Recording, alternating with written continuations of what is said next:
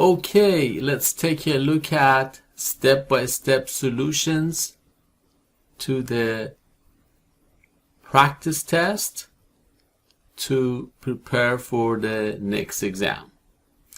The step-by-step solutions are provided by Dr. Araipur.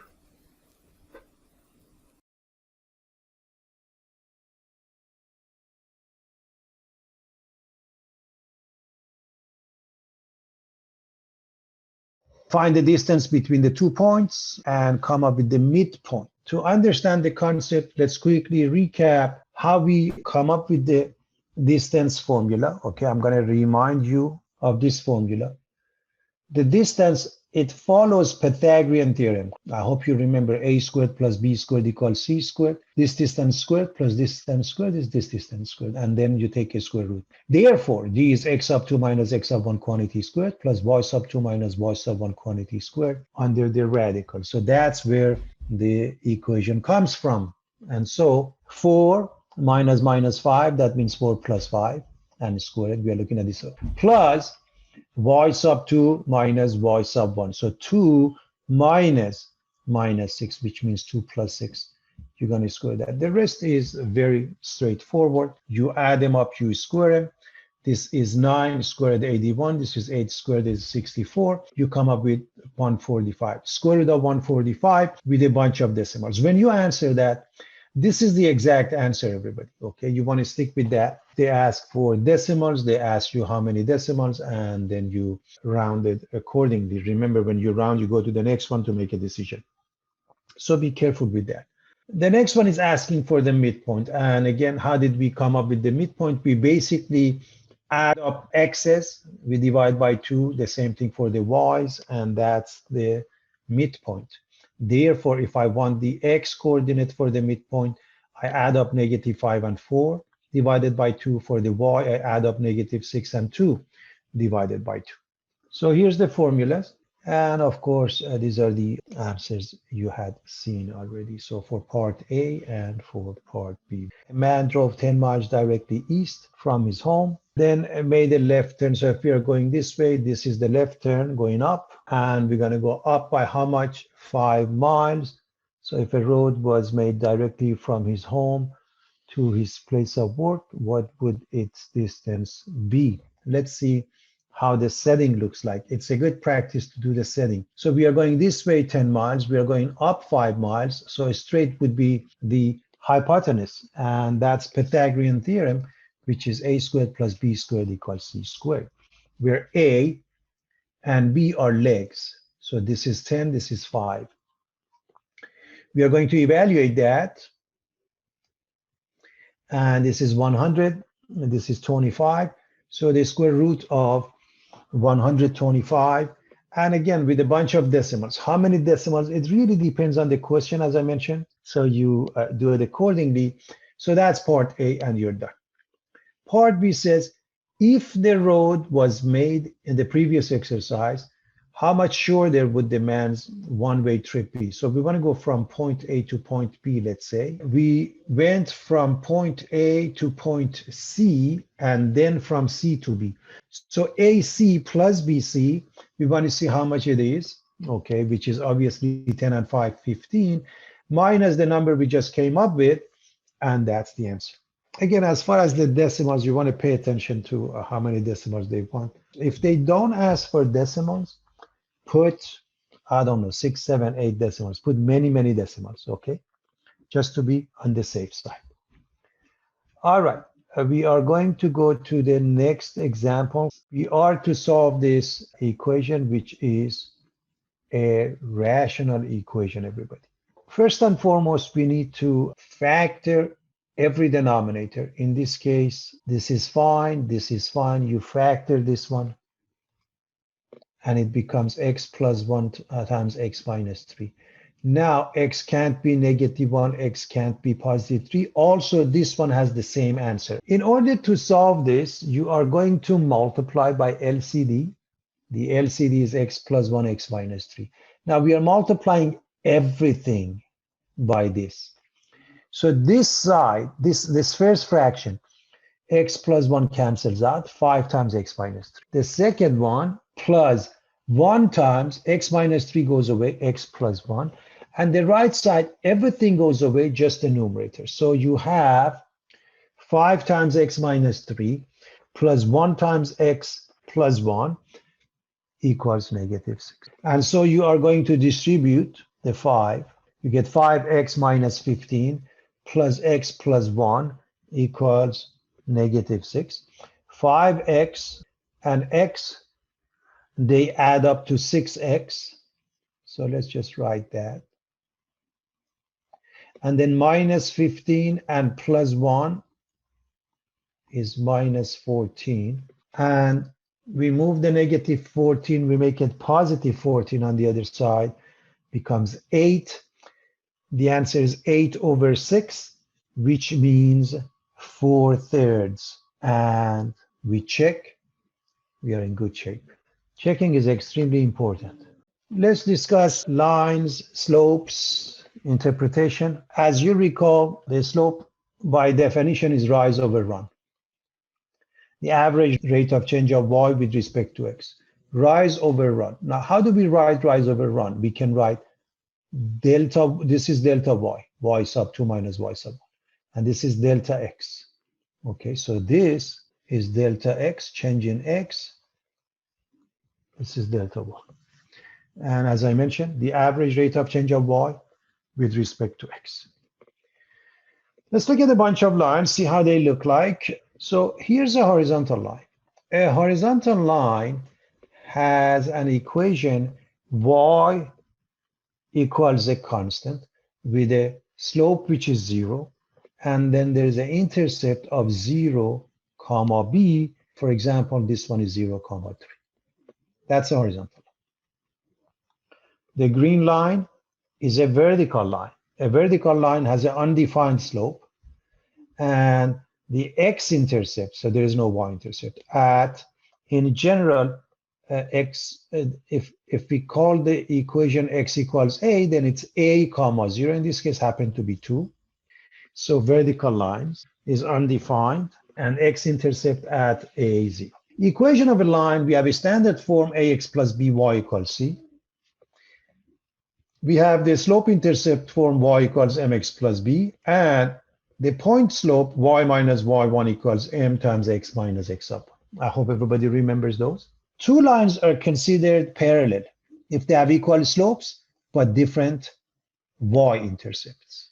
Two lines are considered perpendicular. They make a 90-degree angle at the point of intersection if their slopes are negative reciprocal of each other or their product becomes -1. This is just to give you the synopsis of the information so we can look at a few simple examples. Over here, we want to find the equation of a line. So to find the equation of a line given 2 points, the very first thing to do is to find the slope. M is y sub 2 minus y sub 1 over x sub 2 minus x sub 1.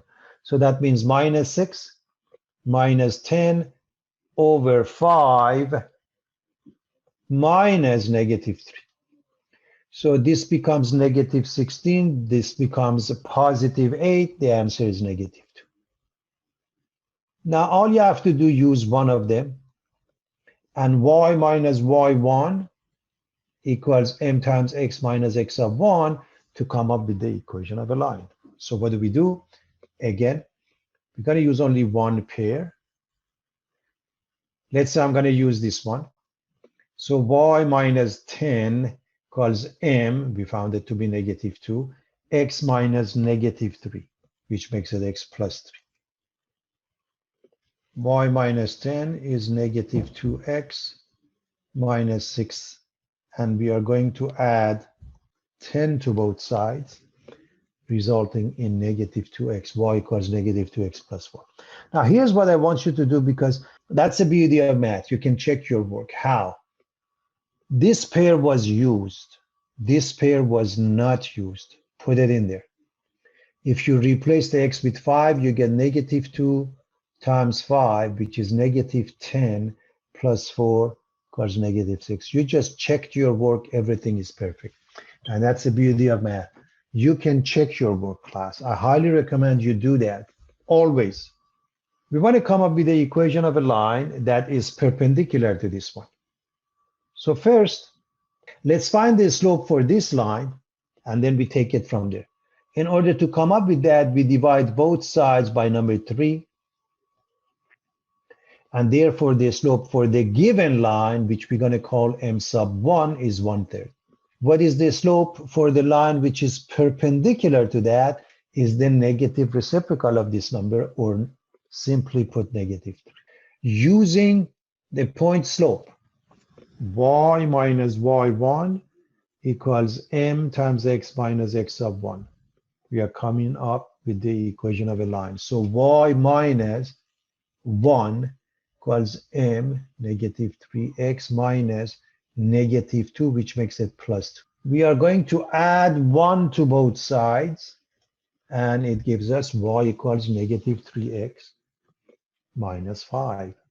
So we are using the information for linear equations to come up with the answer. We want to come up with the equation of a line. If you happen to have two pairs where both of them have the same x coordinate, then x equals that number is your answer. It's a vertical line. Look at it. You don't have to work anything out. They have the same x coordinates. This is identical to this one. So x equals -2, you're done. On the other hand, if the y coordinates are identical, again, very simple, horizontal line, y equals 7. A retired woman has $50,000, and that's the constant money we can't change. So we have $50,000, but needs to make $6,000 a year from the interest to meet certain living expenses. One bond pays 15%. The rest of it, she wants to put in a CD that pays 7%.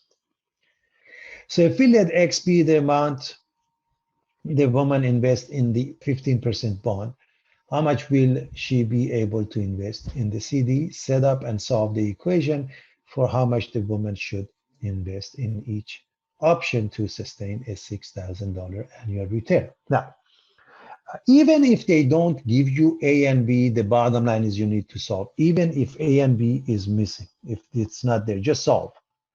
You want to come up with the table as follows. So we're going to put some amount of money at 15%, some amount at 7%. We know the total is 50,000. How much are we putting at 15%? I have no idea. We're going to call it X. The interest follows I equals PRT. How much do we want? The total amount we are going to get is $6,000. That's what we are interested in. And so here's what I mean by a mixture problem. You really are mixing these two. No matter what you do, you are going to end up with 50,000. So for the sake of argument, let's say X is 10,000. Then the amount left would be 40,000. So 50,000 minus 10,000 is what you put here. And that I want you to pay attention to, because sometimes students make a mistake. So what goes in here is 50,000 minus X. And all you have to do, add these two X and negative X cancel each other, you get 50,000. So anytime you have doubts and you don't know what to put, just add them up. Do they add up to 50K? So how much do we put in one account? We don't know, but the other one is the total minus that. All right, let's calculate I equals PRT. Remember, T is equal to 1. Y is that? Let me highlight that for you, okay? A year, okay? So T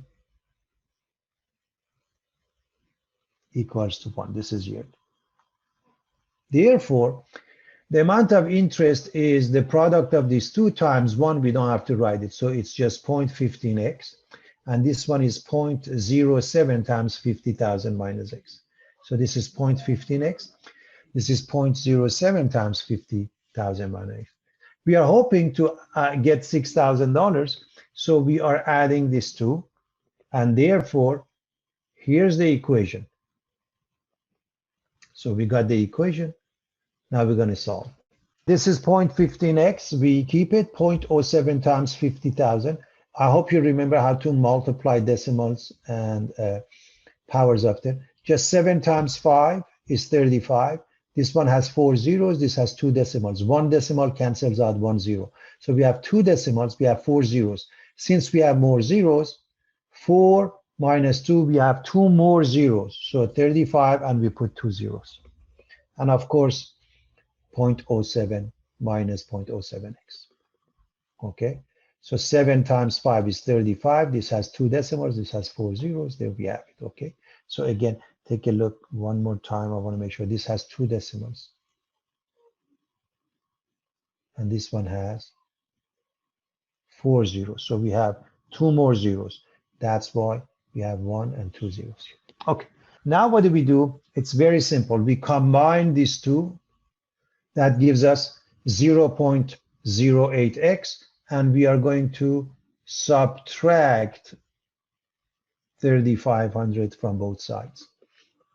So 0.08x, 0.08x, everybody.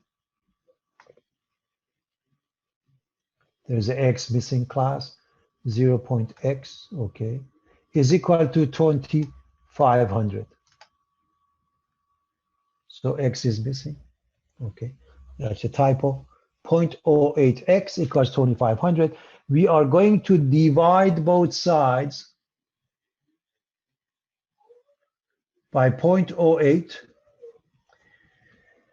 And by the way, as far as the methodology, you add 2 zeros to the top and then you divide by 8. Okay, so in other words, this is the same as 2,500, and I'm going to add 2 zeros, and I drop the decimals in the denominator, okay, just in case. And then do the math. We end up with $31,250 when we do the math. And the rest of it, 50,000 minus x. That means $18,750 comes from the 7%. So a quick recap. This is the general equation. For 15%, we put this much, 31,250. For 7%, we put this much. And that should result in a total of $6,000 interest.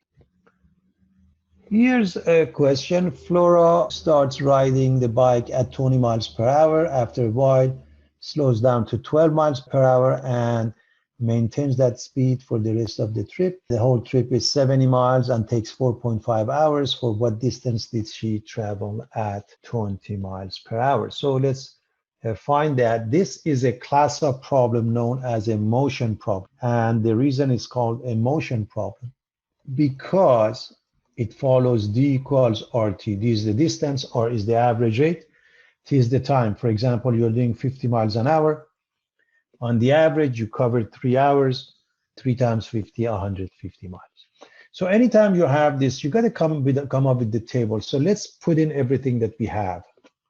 So we're going to start, okay, rate RT distance. When we start at 20 miles per hour. After a while, we're going to go for 12 miles per hour, okay? The amount of time, so it says the whole trip, okay.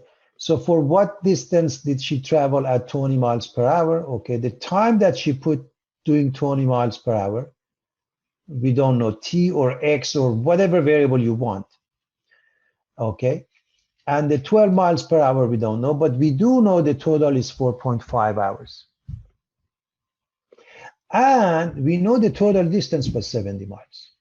So we let T be the time, okay, that is going to be for the 20 miles per hour case, okay?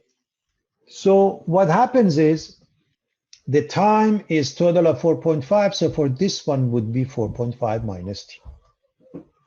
The distance covered here is the product of these two, 20 times T, and the distance for these two is 12 times 4.5 minus T.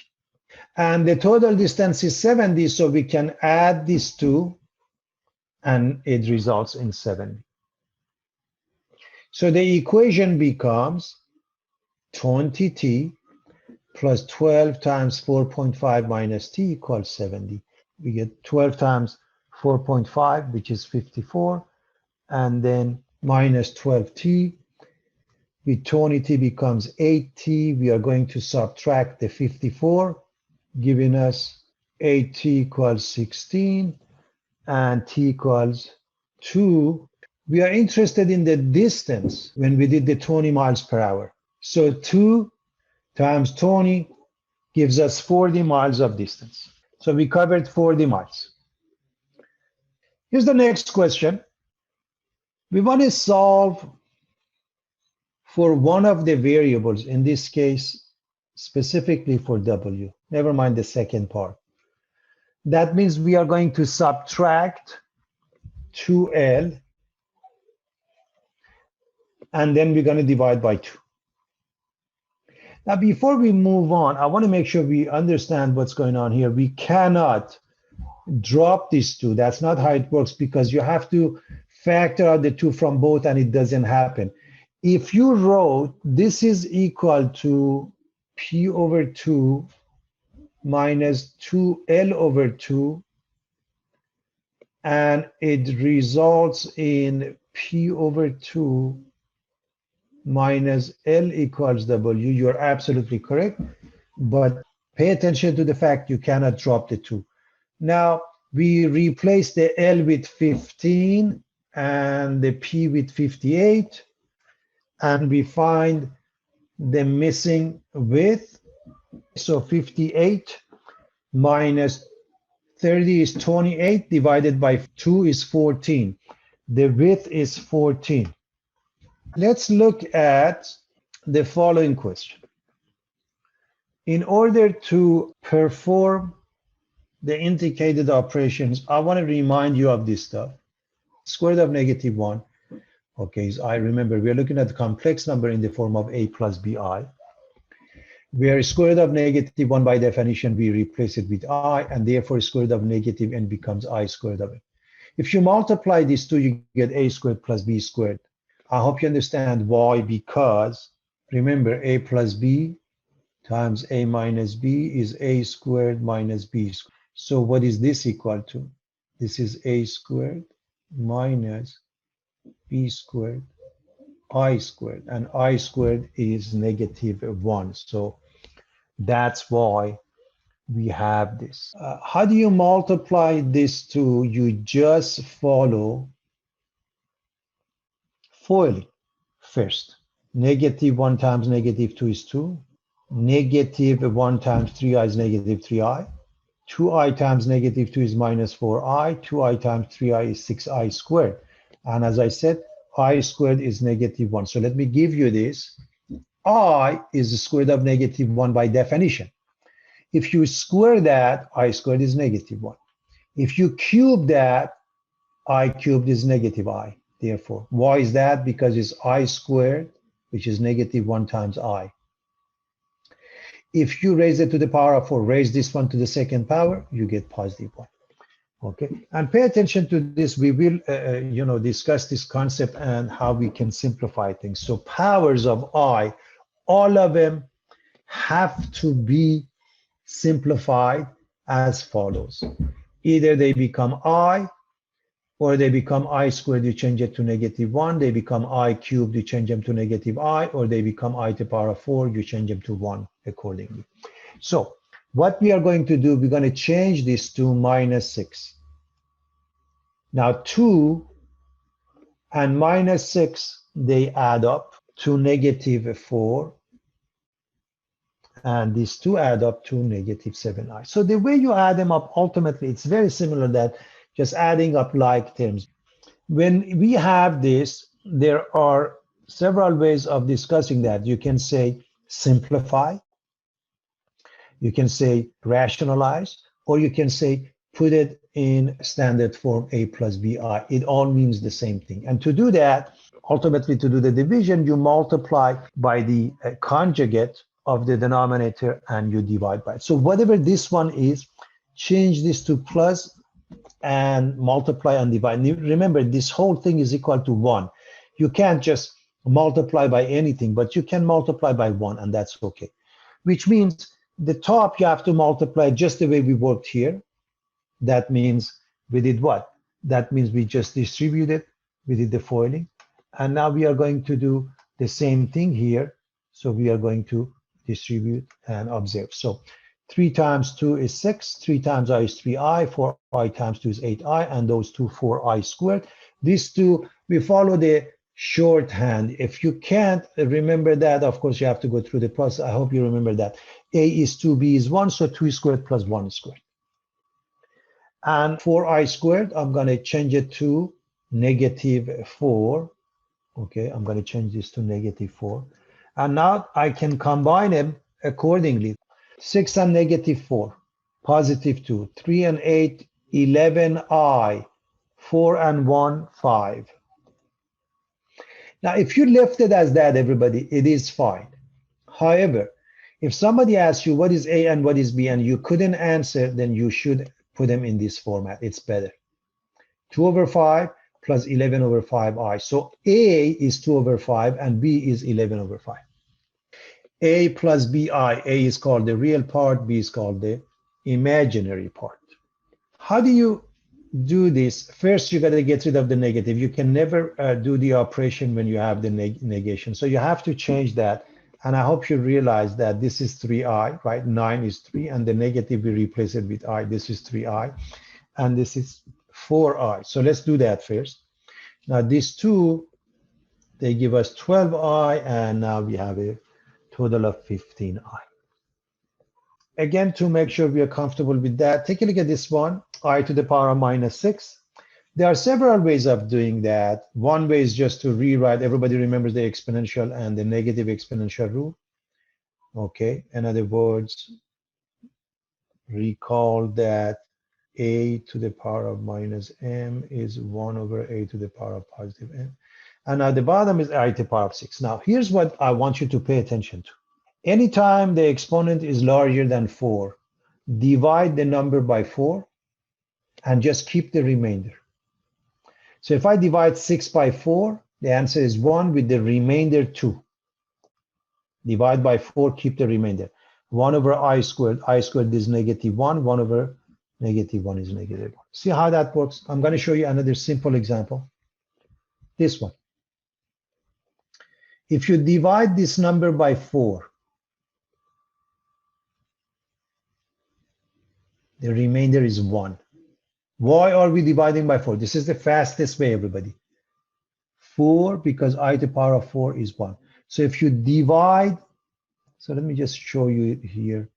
6 divided by 4, the remainder is 2. 1225 divided by 4, and I'm just interested in the remainder. The remainder is 1, so I to the power of 1, which is I. Here's another example. Let's divide 37, everybody. Let me use a different color on that. Okay, let's divide 37 by 4. Again, the remainder is 1. So this is I to the power of 1, or I. Let's do one more example. Okay, let me use a different color now. Let's say I to the power of 103. 103 divided by 4. We don't care what the answer is, but we are interested in the remainder. It's Q3, so it's I cubed. What is I cubed? -I. The fastest way to get to the answer, divide by 4. Everybody divide by 4. Keep the remainder. That's all. That's how you do the math. Is this the only way? No. This is the fastest way. Let's discuss a couple of things here. Let's start with the square root property. If x squared is a, then x is plus minus squared of a. Solving quadratic equation by completing the square, you basically take the constant to the other side, you make a equal to 1, and you add b over 2 squared, and then solve by the square root property. The reason why, first, this example, x squared equals 49, class x is plus minus 49. A perfect square trinomial is a trinomial that can be expressed as the square of a binomial. So take a look at this one. The idea is, with completing this square, is that what happens if this number is missing? I hope you realize this is b minus 10 divided by 2 is minus 5 squared is plus 25. And that's what is used for completing this square. I'm just giving you the synopsis of that fairly fast, everybody. And as I mentioned, just note that in every perfect square trinomial, the constant term is the square of 1/2 the coefficient of the x term, or minus b over 2a, or simply b over 2a in general, squared. Let's look at the quadratic formula. Let's refresh everyone's memory about that. Ax squared plus bx plus c equal to 0. This is in standard form. And we use x equals minus b plus minus the square root of b squared minus 4ac over 2a. This is the discriminant. A lot of interesting thing comes out of the discriminant. Number one, if it's positive, we have two distinct real solutions. If it's 0, we have one real solution. And if it's negative, we have no real solution, meaning two complex solutions or two imaginary solutions. We want to solve by completing this square here. Again, just as an example to see how this thing works out, everybody. The very first thing we do is that we do two things. We want to get rid of the constant, and we want to make sure a is 1. So basically move the constant. And since a is 1, it's nothing we have to do. Otherwise, we have to divide by it. Now, what is b? 6. Divided by 2, 3. Square it, 9. Okay, so 6, 3, square 9. We're going to add 9 to both sides. Again, I'm just refreshing your memory about this concept. This is x plus 3 squared. Now, what comes inside here? It is always b over 2. The value of b over 2, including the sign, shows up here. If it's plus, you write plus 3. If it's negative, you write a negative 3. Practically, you're done. As far as number 2 is concerned, or part b, if you will, we are moving the constant first, and we are dividing both sides by a, because a is 2. So divide by 2. And now, look at this. What is the value of b? Negative 7/2. On purpose, I picked something that's slightly involved because it's a fraction. Negative 7/2, I'm going to divide it by 2. It gives me negative 7/4. And if I square it, I get positive 49 over 16. So take a look. B is negative 7/2. When we divide it by 2, gives us negative 7 over 4. I hope you realize when you divide a fraction by a whole number, you multiply the denominator by it. So I'm going to multiply the 2 by 2, and I get 4. Now, if I square that, I get positive 49 over 16. We're going to add it to both sides. What happens on the left side? Take a look. What did I say? You put b over 2 just the way it is in here. So in this case, z and whatever b over 2 is, including its sign, okay? So minus 7 over 4. And now add up these two numbers, okay? Now this is 2 times 16, 32, and 49 is 81. So take a look at what I'm going to put in there. Again, I'm going to show you with this color.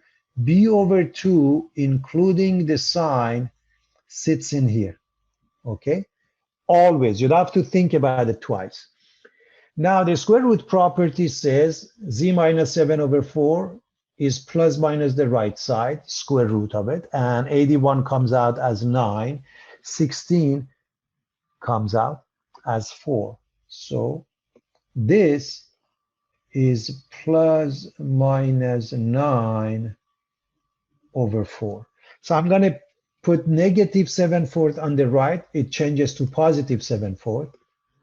And then you get 7. Let me just show you here. 7 plus 9 over 4, or 7 minus 9 over 4. And they simplify to negative 1/2 and positive 4. We are solving by the quadratic formula, and I'm refreshing your memory about the formula for the quadratic. Everybody is comfortable with that, I hope. You can't use the quadratic formula unless you put it in standard form. Everything comes to the same side. And A is 2, B is 4, C is -5. Just plug in. So minus B, which is 4, plus minus the square root of B, or 4 squared, minus 4 times A, which is 2, C, which is -5. So just like that. It's a good practice to put the minus and then put the B in parentheses, because sometimes if it's negative, you want to be careful, okay, what happens to that. Now, obviously, this changes to 4 squared, which is 16. This changes to plus 40. They add up to 56. Now, 56 is the product of 4 and 14. 4 comes out as 2. Now, it is important to understand this, because I've seen this happen with sometimes. You can't drop the 4 and 4. You have to factor out the 2 from the top and factor out the 2 from the bottom. So you divide everything by number 2. This becomes -2. This 2 goes away. This becomes +2. So you're factoring. In fact, here's how I would write that. You are factoring the 2 out.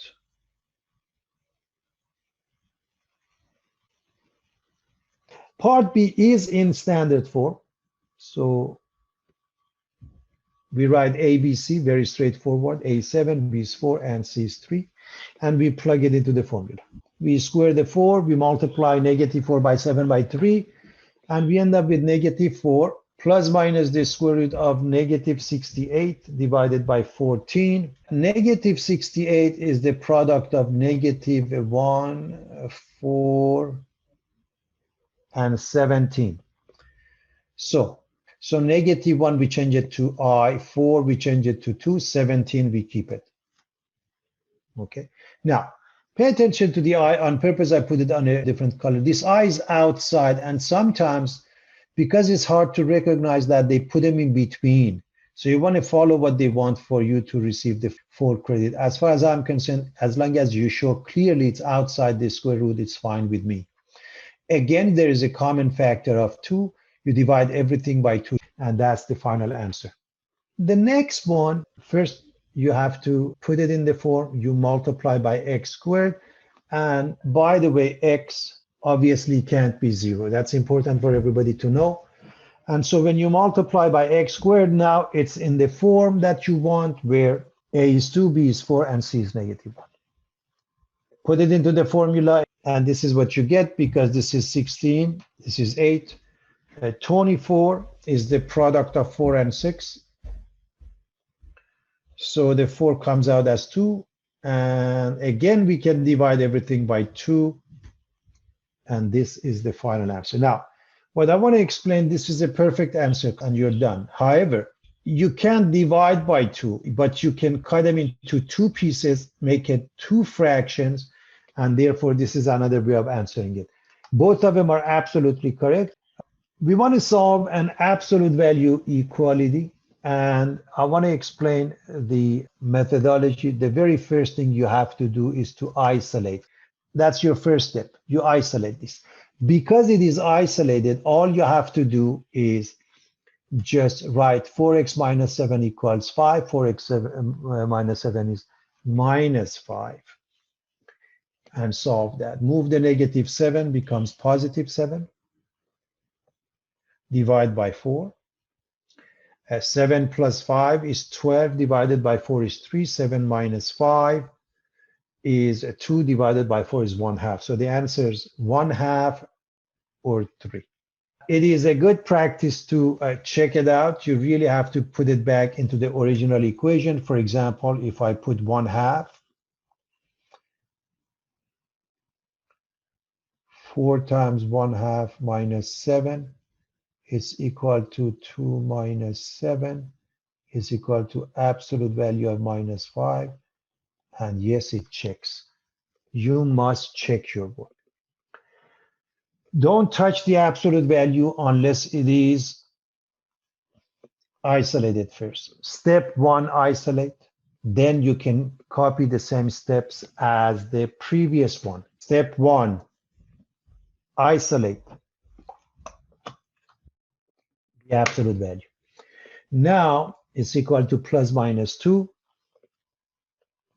We are going to move the 5. Negative 5 goes to the other side, becomes 5.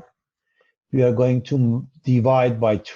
If we add 5 and 2, we get 7 halves. If we subtract, we get 3 halves. So the answers are 3 halves or 7 halves. So here's the synopsis of what you need to do. Isolate the absolute value so that the equation is in this form. If the right side is negative, you have no solutions. If it's positive, then go to the other steps, which means you write ax, you drop the absolute value, you say it's equal to c, and it's equal to minus c, and you solve both equations. Let's look at inequalities. How do they work? Well,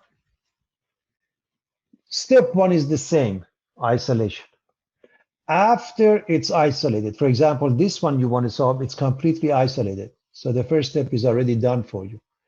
If it's less than, you can sandwich between the two numbers, assuming this is positive, and it is. So if a is positive. If it's negative, for the sake of argument, absolute value of 2x plus 3 less than a negative number, there is no solution, class, because absolute value is distance from 0. Worst scenario, it's equal to 0, but it can't be less than that.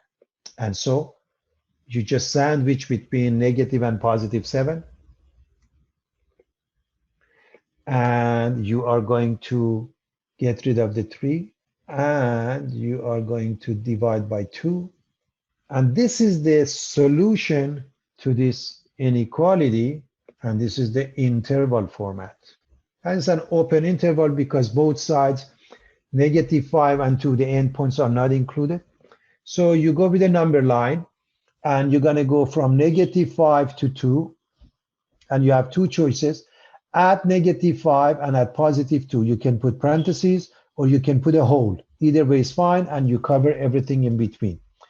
Now, either way, this one, you can show it like this. Either way is fine.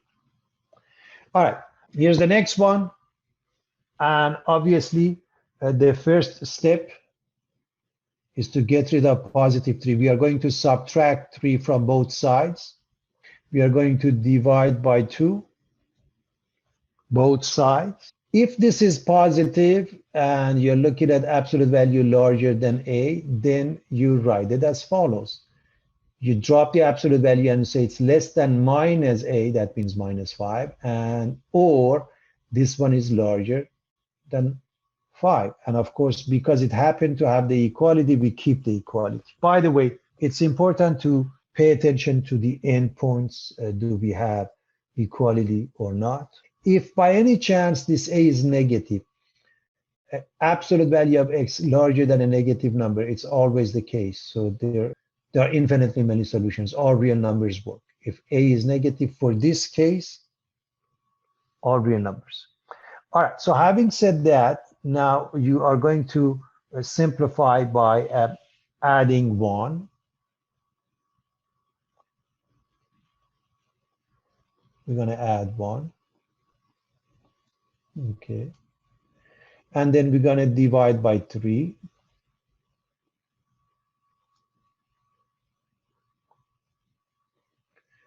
And this is the inequality solution. Now, how do we write it in an interval form is this. So x is less than or equal to negative 4/3. So from negative infinity to negative 4/3.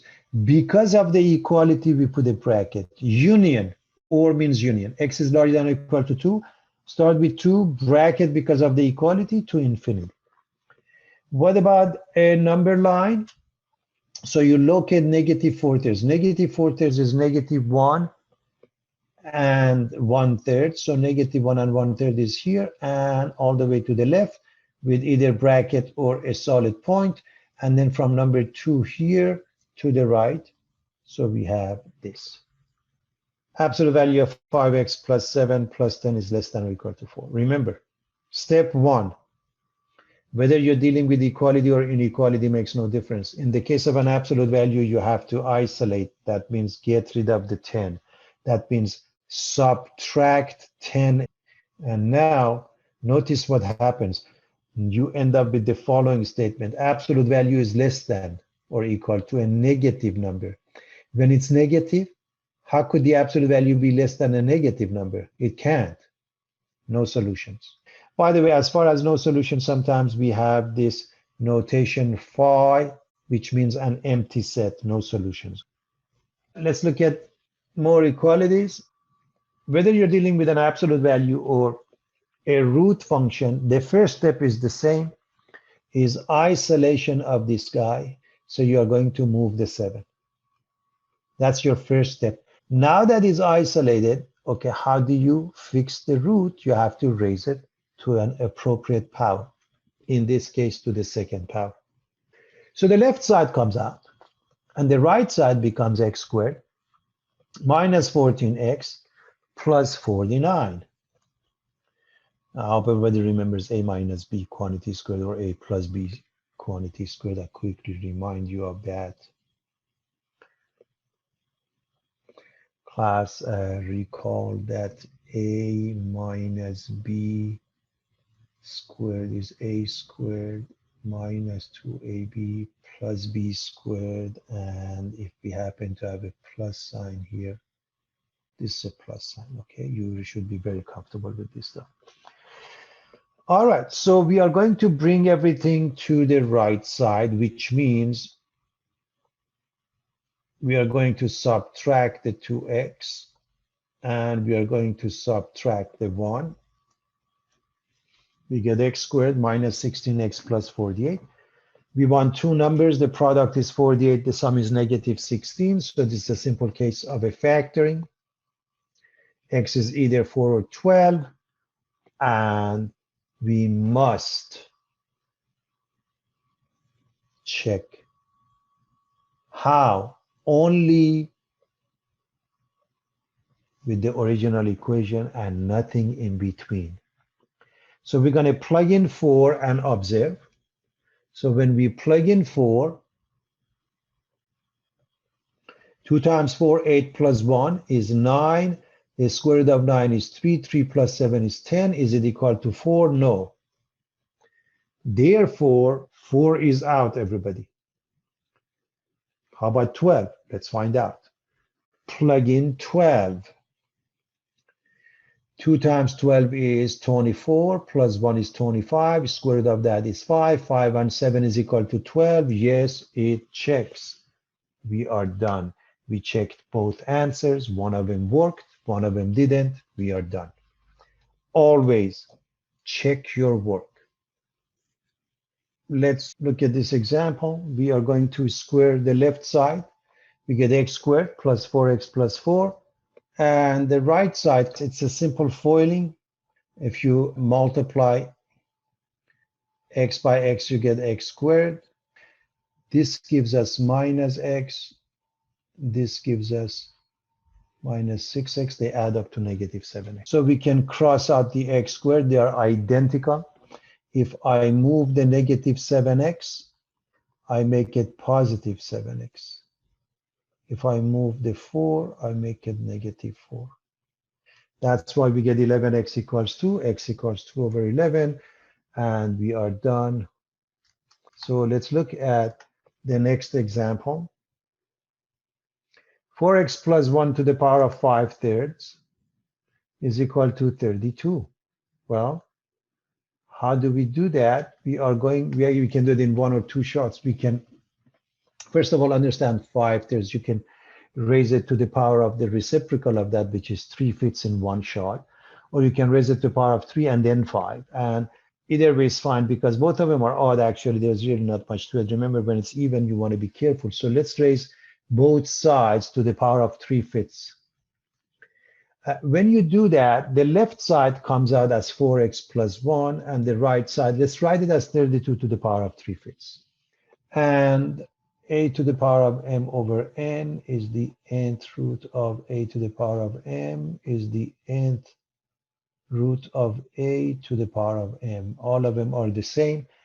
And the reason I'm writing it this way, because I want you to see why the right side becomes that. And now, the reason I'm writing it this way, because the fifth root of 32, we know this is 2. And therefore, 2 cubed is 8. And 4x plus 1 equals 8. 4x is 7. And x is 7 over 4. Well, there are several ways we can solve this. I'm talking about the first one. You can raise this to the power of 2, distribute, do the math, or the fastest and easiest way would be, because this is 3x minus 4, this is 3x minus 4, do it by substitution. Let 3x minus 4 be anything except x. For example, y.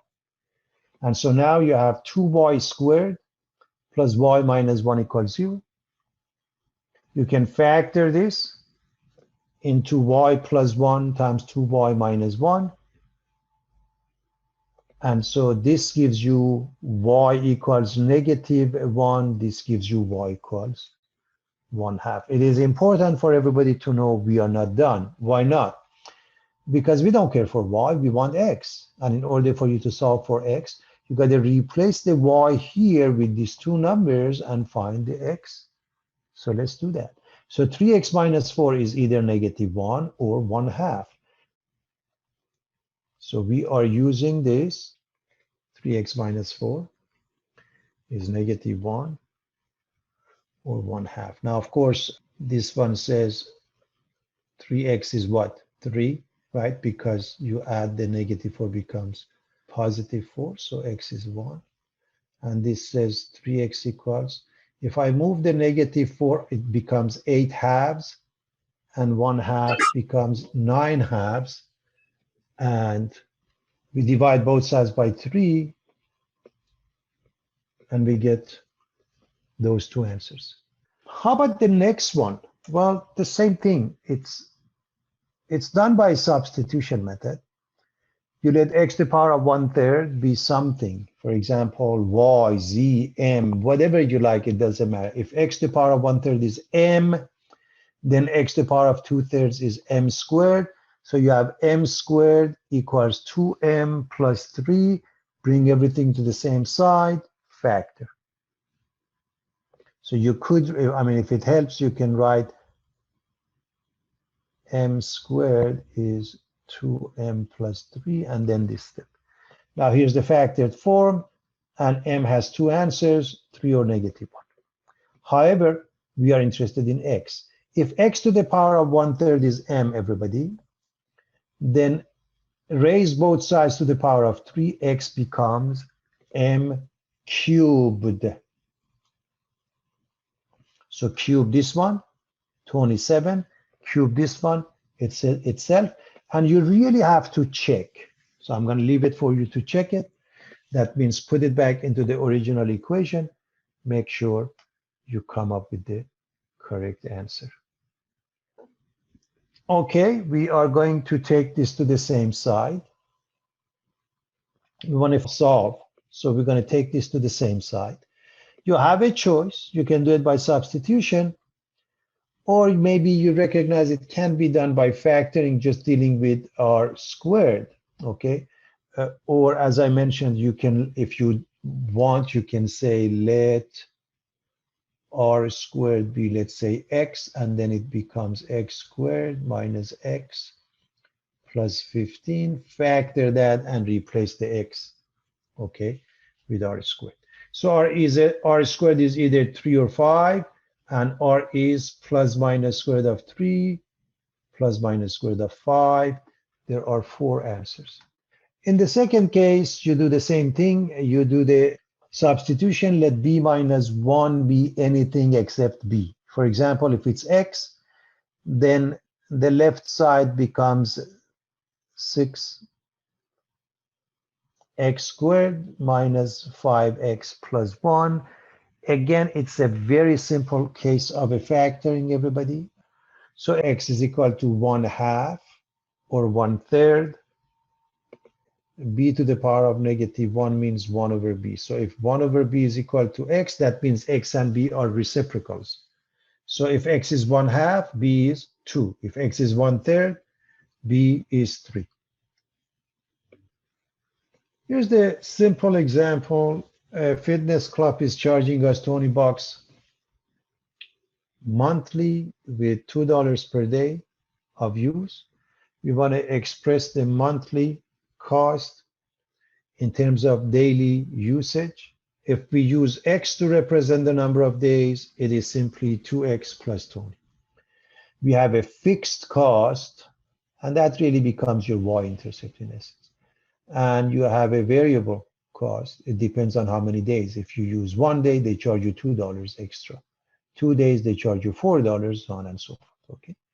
So this is the cost. How about if we use it for 15 days, replace the x with 15, 30 plus 20, they're going to charge us $50. If the length of a rectangle is twice its width, and the perimeter is given as 90, we want to find the dimensions. So length is 2 times the width. The perimeter is 2L plus 2W equals 90. We are going to replace the L with 2W. So this is going to be replacing this. So 2 times 2W gives us 4W. With 2W, 6 of them. We're going to divide by 6. And it results in the width being 15. And the length is 2 times that, 30 meters. So we end up with the width being 15, the length being 30. So it's important to check as follows, everybody. If you add these two, you get 45 times 2, you get 90. Remember, the P